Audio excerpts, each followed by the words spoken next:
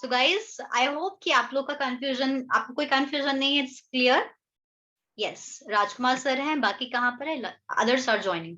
Okay, so let's wait for others. Okay, Rakshita is also join. So guys, आप लोग को समझ में आ रहा है ये topic? Are you getting this topic?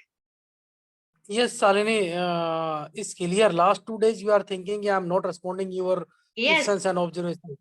But see, I am at Viman Nagar in Pune, okay okay. and this area is near to the airport. Is only 500 meters. So last 2 days airport shouting practice is going on. So okay that's okay why okay. you are sometimes the outside noise is so much there because the fighter jet. That's why. It's okay. So when you are done with all your work, so you can ask any query. Na? Write down your query in a diary. Write down your query in a diary so that you don't forget. है ना? कभी भी आपको लगता है कि आप थोड़ा सा बिजी हो, तो एक कॉपी में आप अपना जो क्वेरी है वो लिख लीजिए और बाद में आप पूछ सकते हैं. है ना? चलिए तो. No, I'm not. But outside airport soldiers are there. Hmm. So Right. the fighter jet noise is there. Okay, okay, okay, okay. The voice is also breaking. Okay, okay. चलो. So next हमारा है preposition opposite. Yes, Karan has also joined the class. Okay. So guys, थोड़ा सा अपने आप को mute कर लीजिए कुछ मिनट्स के लिए. Mute yourself for some minutes. Everybody, Gita जी अपने आप को म्यूट कर लीजिए. करण, you mute yourself. आपकी बहुत आवाज आ रही है ना? चलिए, मतलब वहां से आवाज आ रही है. चलिए, ठीक है. तो नेक्स्ट हमारा प्रपोजिशन है ऑपोजिट. आप ऑपोजिट को कैसे समझोगे? आपने ऑपोजिट पार्टी सुनी होगी, अपोजिशन वर्ड सुना होगा. आपने कभी ट्रेन से अगर सफर किया, करण म्यूट योरसेल्फ. यस, आपने कभी ट्रेन में सफर अगर किया है, जैसे मैं ट्रेन से ट्रैवल करती हूँ, ज्यादातर गर्ल्स के साथ ऐसा होता है कि हमको खिड़की चाहिए.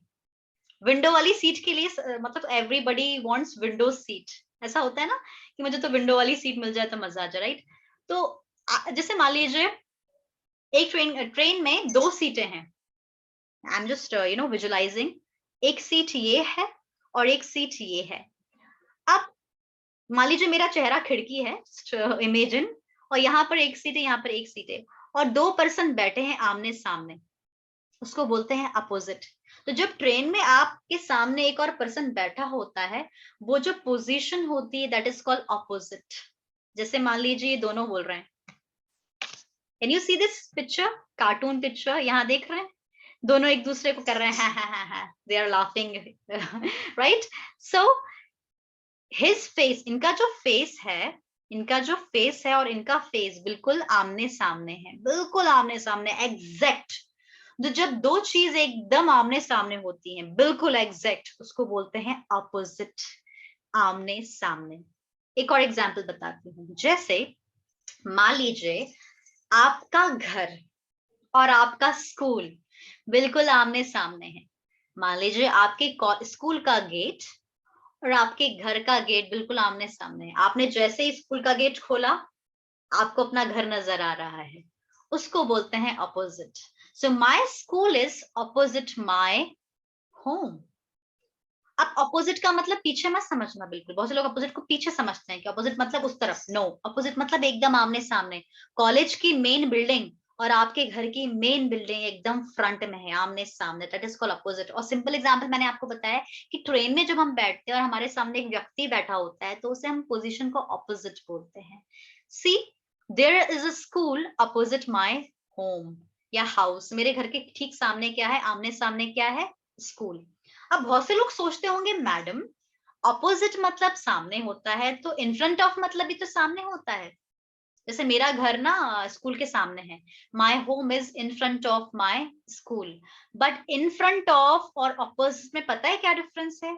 अपोजिट मतलब बिल्कुल सामने, जब बिल्कुल एग्जैक्ट सामने होता है उसको अपोजिट बोलते हैं. इन फ्रंट ऑफ का मतलब जरूरी नहीं कि एकदम सामने. हो सकता है यहाँ स्कूल है और थोड़ा सा आगे चलो तो आपका घर पड़ रहा है तो अपोजिट, बट एकदम सामने नहीं है.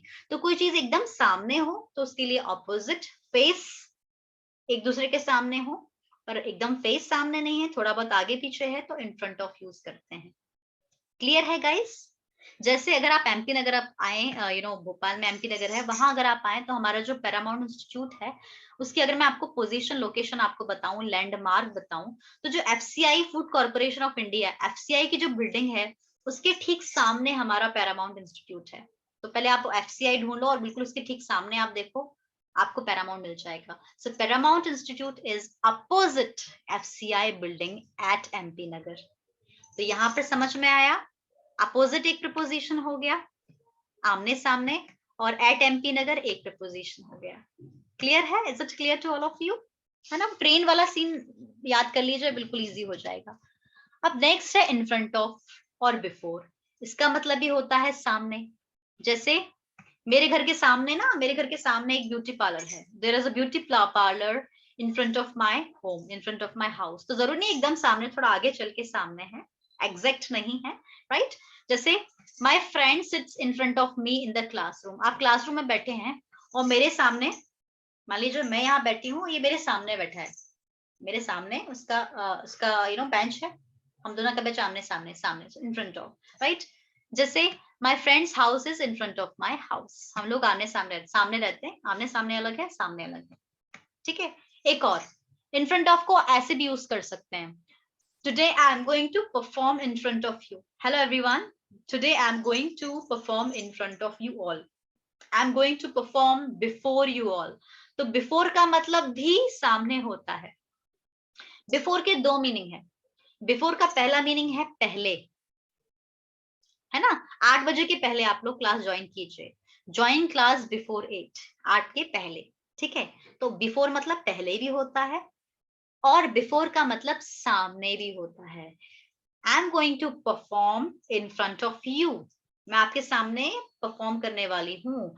I am going to perform before you, both are correct. So before और इन फ्रंट ऑफ सेम होते हैं, जिसका मतलब होता है सामने। Is it clear guys?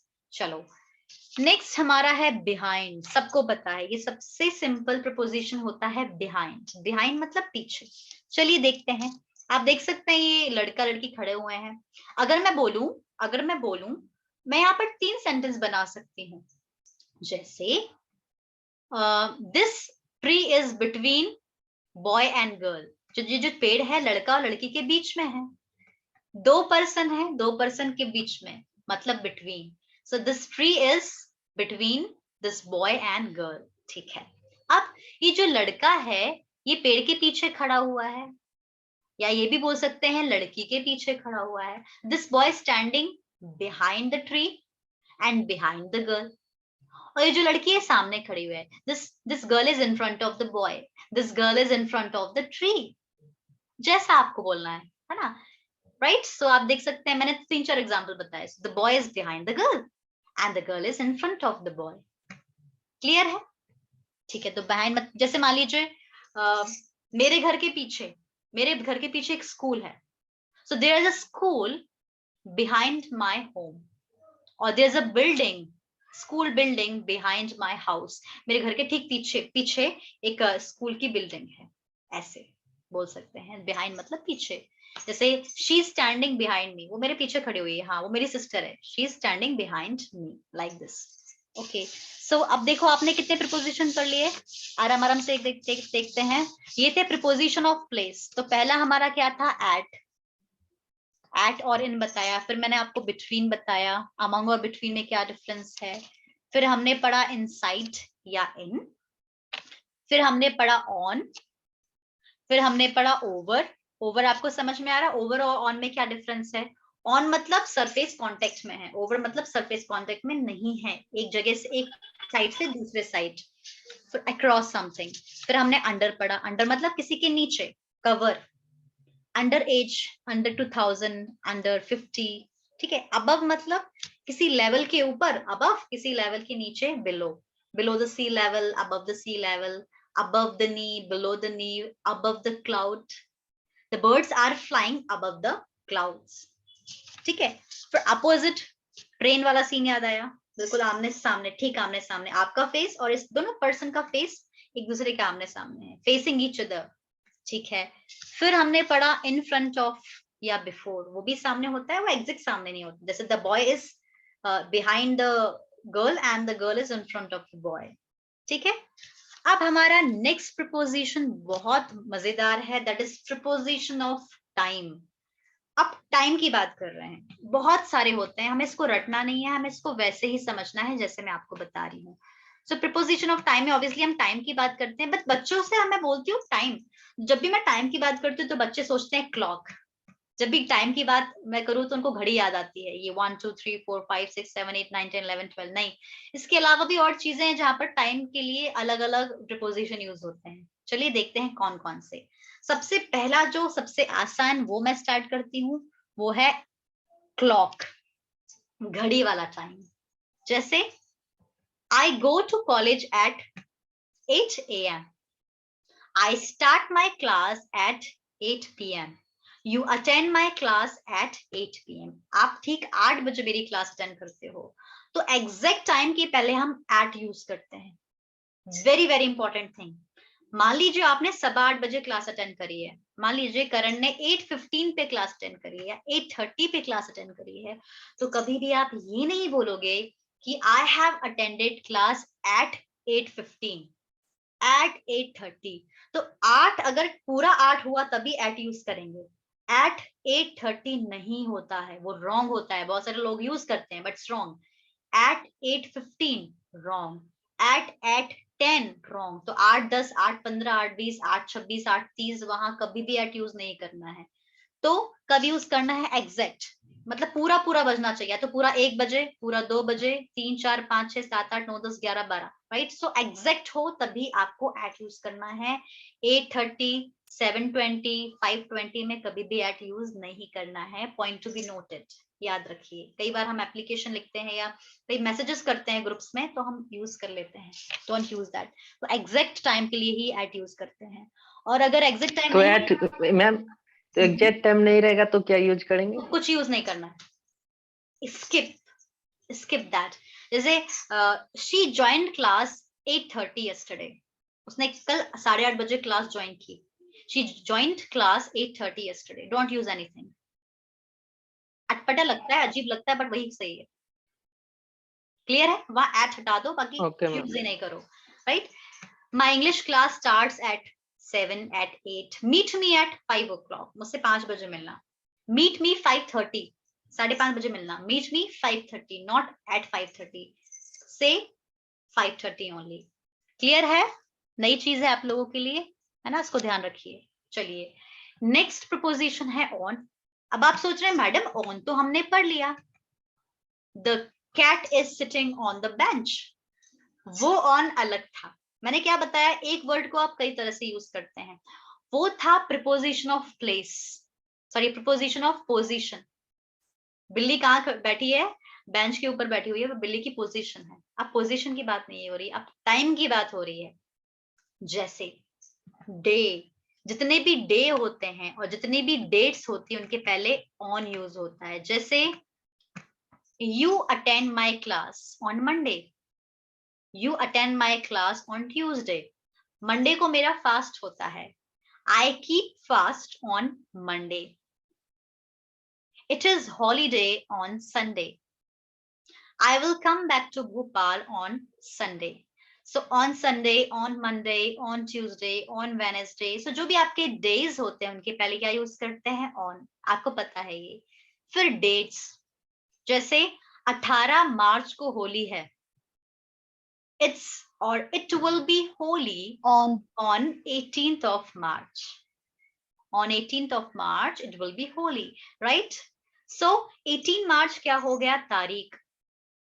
तो तारीख के पहले क्या यूज करते हैं? on. जैसे हर साल 15 अगस्त को हम इंडिपेंडेंस डे मनाते हैं. We celebrate Independence Day on 15th of August every year. On 15th of August. So on 15th of August क्यों लिखा? क्योंकि ये है date. There is holiday on Sunday.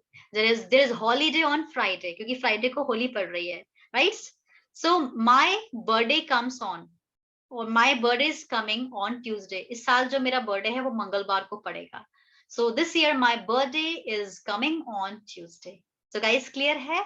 अगर डेट हुआ या डेज हुआ तो हम ऑन यूज करेंगे। क्लियर है गाइस? ठीक है, इज इट क्लियर? यस और नो? हाँ और ना? Yes ma'am. Okay, that's good. थोड़ा सा यस मैन चाहिए ना मुझे। Yes. Actually I am not taking any offline class, तो थोड़ा सा तो मुझे समझ में आना चाहिए ना कि आप लोग ध्यान से सुन रहे हैं कि नहीं सुन रहे। अगर आप लोग कैमरा में होते तो मैं आप लोग के एक्सप्रेशंस रीड कर लेती, बट आप लोग कैमरे में ज्यादातर नहीं आते हैं, तो मुझे आपका फेस नहीं दिखता। जब फेस नहीं दिखता, ना आवाज आए ना फेस दिखे, तो सोचो कैसा अजीब सा लगेगा। मतलब मेरे सामने अंधेरा है, ना मुझे आवाज आ रही है, ना मुझे, बस श्वेता दिखती है मुझे रोज, या ये जशन हाँ, दिखता है। सो गए ऐसा लगता है। कितना अजीब लगता है, ऐसा लग रहा है कि I am teaching in dark, अंधेरे में पढ़ा रहे हैं, ना आवाज आ रही है ना कुछ दिख रहा है। थोड़ा थोड़ा बीच बीच में ओपन कर लिया करो कैमरा, ठीक है? चलो, नेक्स्ट है हमारा मंथ और ईयर। मंथ मतलब जनवरी, फरवरी, मार्च, अप्रैल, मई, जून, जुलाई, अगस्त, सितंबर, अक्टूबर, नवंबर, दिसंबर, जो हमारे मंथ्स होते हैं। और जो हमारे ईयर होते हैं, जैसे 1991, 2022, 2003, 2004, तो जो भी सन होते हैं, जो भी ईयर होते हैं और जो भी मंथ होते हैं, उनके पहले हम कौन सा प्रपोजिशन यूज करते हैं? इन। क्या यूज करते हैं? इन। जैसे आपको पता है कोरोना 2019 में आया था, मतलब 2019, मतलब इंडिया में अगर मैं बात करूं तो 2019 दिसंबर में आ गया था वो। दिसंबर 2019 में वो आ चुका था, सब जगह एंटर हो गया था। सो जैसे मुझे बोलना है corona spread in 2019, December 2019, and it spread.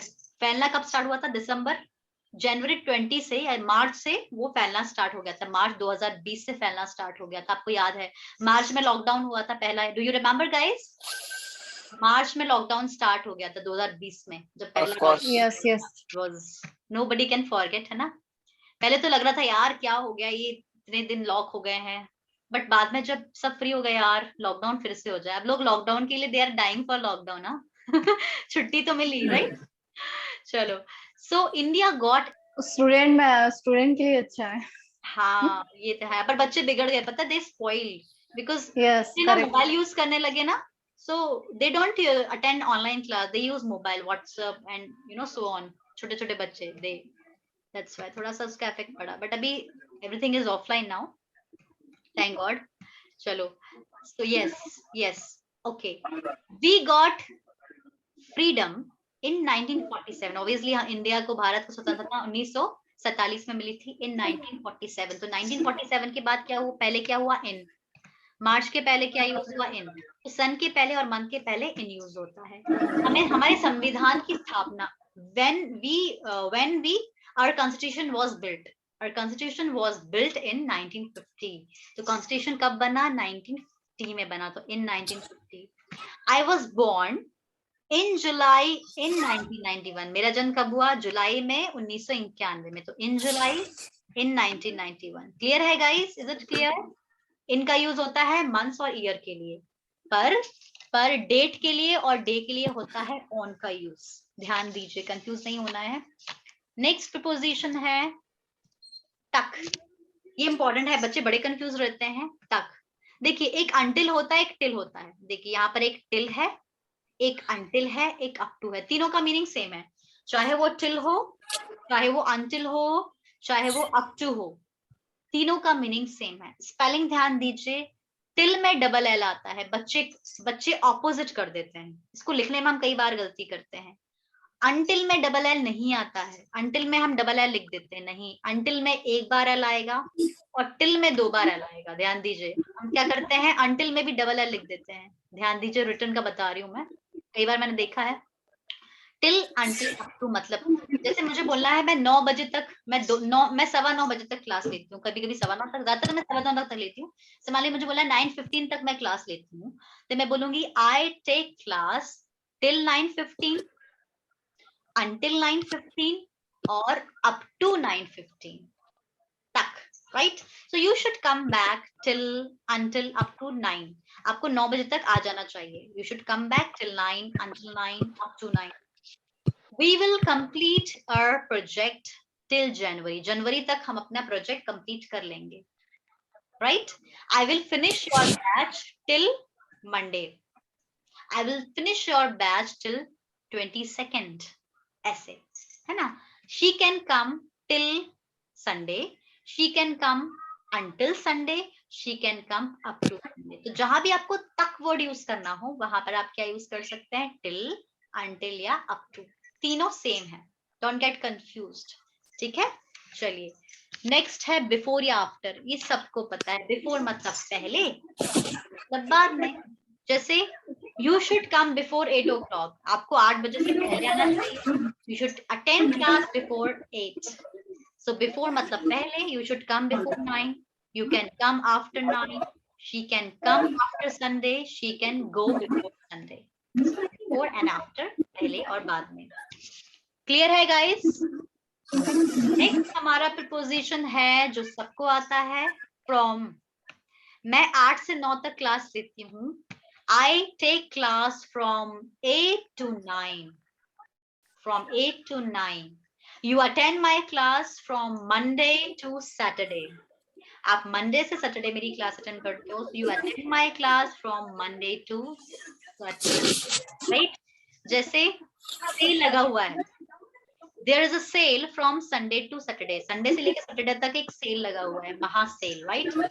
Kumbh fair. Fair मतलब होता है मेला. कुंभ का मेला मार्च से महीने तक लगे रहेगा. Right. So Kumbh fair is from March two May. It's not May, it's May. From March to May.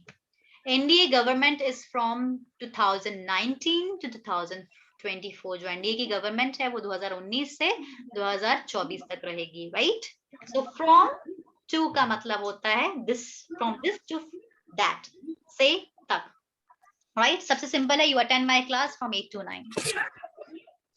Next है हमारा since और for. ये मैं आपको अच्छे से पढ़ा चुकी हूँ. Perfect continuous tense. अच्छा, परफेक्ट कंटिन्यूअस टेंस थोड़ा सा बचा है, वो मैं कल पढ़ाऊंगी आपको. थोड़ा सा परफेक्ट कंटिन्यूअस टेंस बचा है. I will continue tomorrow and थोड़ा सा स्पोकन करेंगे कल हम. सो परफेक्ट कंटिन्यूअस टेंस में आपको मैंने since और for पढ़ाया था.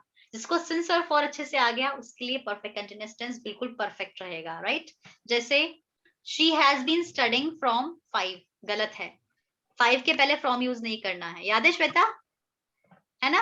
क्या यूज Yes, करेंगे? ma'am. since यूज करेंगे क्योंकि since एग्जैक्ट Since you. हमेशा जहां पर से आया, मान लीजिए from, I am from Bhopal, तो वो फ्रॉम भोपाल वाला फ्रॉम नहीं है. यहाँ पर हम since और for यूज करेंगे ना कि from. So you have been attending my class since 8 o'clock. आप मेरी 8 बजे से क्लास अटेंड कर रहे हो. He has been travelling Monday. वो मंडे से ट्रेवल कर रहा है. सिंस होता है एग्जैक्ट पॉइंट ऑफ टाइम के लिए. जिसको कंफ्यूजन हो वो मेरी पुरानी क्लास अटेंड कर सकता है सिंस एंड फॉर की. फिर पीरियड ऑफ टाइम के लिए हम फॉर यूज करते हैं. जैसे याद है, second, minutes, hours, days, weeks, months, years, decades, centuries. याद है? उन सब के लिए हम यूज करते हैं फॉर. जैसे corona has been going for a year. और corona has been going for 3 years now. 3 साल से फैल रहा है. For 3 years, for 2 years, for many hours. You have been attending my class for many hours. From for an hour. 1 घंटे से कर रहे हो तो मैं बोलूंगी for an hour. You have been attending my class for an hour. Since और for का यूज हमने पढ़ा था.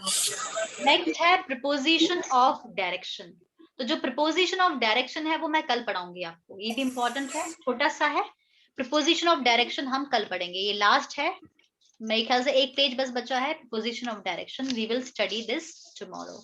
सो ये था हमारा प्रीपोजिशन. थोड़ा सा और बचा है, हम कल कंटिन्यू करेंगे. तो कल आपका एक स्पोकन होगा. There will be one spoken session. Perfect continuous tense को मैं रिवाइज कराऊंगी और थोड़ा सा हम वोकैबुलरी का, हम थोड़ी सी वोकैबुलरी पढ़ने वाले हैं. We are going to study some vocabularies tomorrow. So guys, आपको क्लियर है preposition? Is it clear to you? हाँ Rakshita, yes please. Yes. Ma'am कोई क्वेश्चन नहीं था. यस रक्षिता. एक कॉम्प्लीमेंट दिया कुछ. Ma'am thank you so much ma'am. जो मेरे बचपन में टीचर को समझाना चाहिए थे वो आपने समझाया. फाइनली फोर कब यूज करते. मैं बचपन से इसी में कंफ्यूज है, शायद इसीलिए नहीं सीख पाई थी. नहीं, thank you so much ma'am. ये मतलब ये छोटे छोटे वर्ड समझाते ही नहीं है स्कूल में टीचर. वो जरूरत नहीं समझते, हम्म। ये समझ आना चाहिए छोटे बच्चों को। And thank you so much ma'am, आपने ये चीज समझाई। मैं खुद कंफ्यूज थी 2 दिन पहले, मैं आपको बोलने वाली थी कि मैम मुझे वो चीज में प्रॉब्लम आती है, हाँ पर आपने समझाया मैम, मुझे बहुत आज की बात मुझे बहुत अच्छी लगी। थैंक ये यू छोटे सो छोटे कंसेप्ट समझ आए, वो वर्ड्स कहाँ यूज होंगे हाँ एग्जैक्टली। हाँ, थैंक यू सो मच रक्षिता। एक्चुअली क्या है कि जो प्रिपोजिशन का जो टॉपिक है ना, वो बहुत सारे बच्चों को कंफ्यूजन होता है कि मैडम वो क्या करते हैं, हम क्या करते हैं ऐसे ही। एक्चुअली ये आप सही बोल रहे हो, स्कूल में हमें ये सिखाया जाता है कि फॉर मतलब के लिए हम क्या करते हैं, हम एक चीज का मीनिंग याद कर लेते हैं और उसको बार बार वही उसी तरह से बिठा के यूज कर लेते हैं, बट ऐसा नहीं। इंग्लिश में अगर आपको आगे बढ़ना है, if you want to learn English, right, you don't have to stick to a same meaning. किसी भी वर्ड का एक मीनिंग नहीं होता, देयर आर डिफरेंट मीनिंग, है ना। एक वर्ड को हम डिफरेंट तरह से यूज कर सकते हैं। मुझे पता था प्रपोजिशन टॉपिक में बहुत सारे बच्चों को कंफ्यूजन होता है। Even as a student I was also so much confused. जब मैं स्कूल में थी तो मैं भी काफी कंफ्यूज रहती थी earlier, right, some many years back, but now I can understand, है ना। ओके, सो अगर आपको कोई और कंफ्यूजन है guys, you can ask me question and tomorrow we will continue with spoken plus थोड़ा सा प्रपोजिशन बचा हुआ है। So guys, thank you so much everyone. See you tomorrow at the same time. Bye bye. Take care. Shalini, bye thank bye, you, good team. Night. Bye. Good thank night, you. everyone. Good night. Good night.